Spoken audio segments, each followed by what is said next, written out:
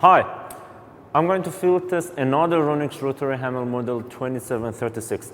This machine has 1500 watts power, which produces 750 RPM no-load speed with impact energy of 5 joules, which is ideal for hammer drilling walls and medium duty demolitions with SDS-Plus toolbit.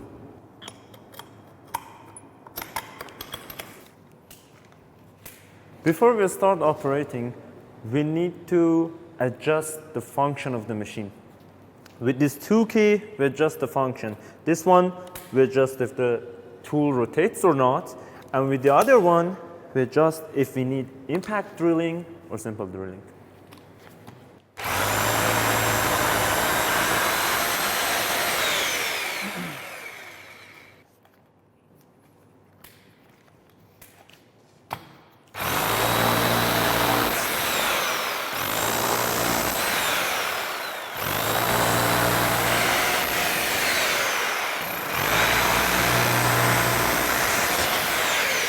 Ronix premium quality.